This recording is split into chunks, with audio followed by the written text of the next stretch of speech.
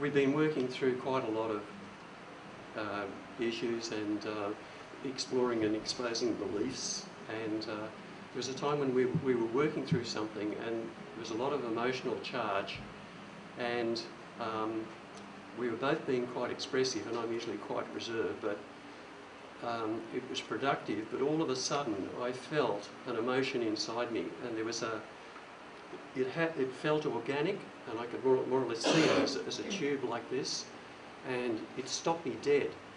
I wouldn't say it wasn't blissful, it wasn't extremely distressing, it was just there, very powerful. And what I wanted to ask Cornelis was, while I was in this, just for those seconds, I don't think I felt as alive as that for a very long time. When we came back to still feeling free but continuing, the contrast between the aliveness there and that was really remarkable. And I thought afterwards, why didn't that continue? I felt it would have been wonderful if I'd just gone straight further into that. And that's what I wanted to ask about. So why didn't that feeling continue? That feeling of just being alive? Well, not necessarily that. There was obviously something deep and powerful there. And something seemed to not let me progress into it. That's what I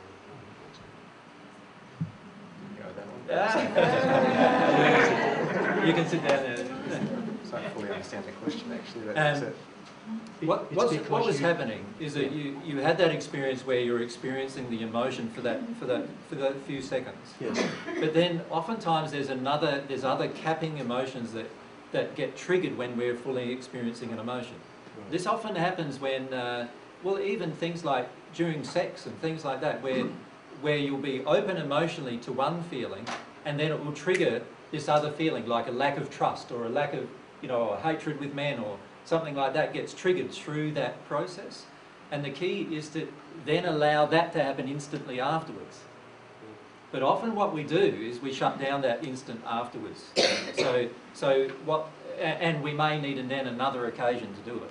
So what you need to allow yourself to do in the end, and what you will allow yourself to do in the end, is that these emotions will just be coming out of you and passing through you constantly, and you won't be checking them. You won't be actually analysing them.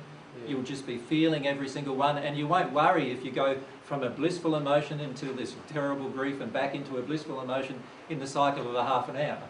That won't worry you. At the moment it worries you because you think you're nuts doing it, right? Many times. Yeah. But in the future it won't worry you at all. You will just allow those cycles to occur, any emotion come up as it flows. And the key when you're fully choosing is you will actually get to a stage where all of these emotions just pass through you constantly, and in a day you go through different really happy emotions, and then really sad emotions, and then angry emotions, and then like in a day you cycle, and everyone around you is saying, what's wrong with that person? No, they're not normal anymore. And you're right, you're not going to be normal anymore, right? Do you want to be normal anymore? Don't you want to just be real? And that feeling you described of feeling alive, if you can stay in these emotions fairly consistently, you will feel very alive most of the time.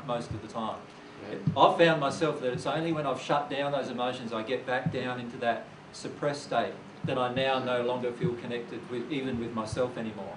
So it's a relief for me to just feel whatever I'm feeling, whether it's happy, sad, crying, joy, angry, whatever it is.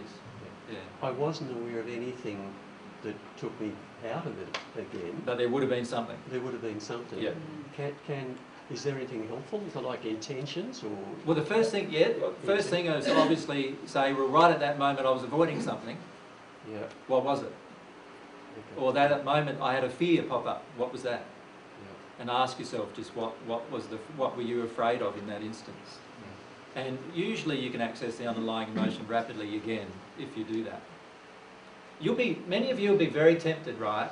When you start this process, you'll start it, you'll feel quite enthused, you start it, and then within a week you're thinking, wow, this is just totally overwhelming me, I can't handle this. And you'll want to shut it down. I suppose the soul work should come with a warning.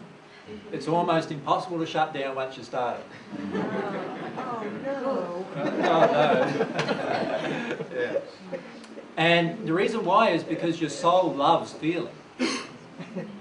And after a while, you start enjoying that feeling process. You'll find you process a lot of stuff.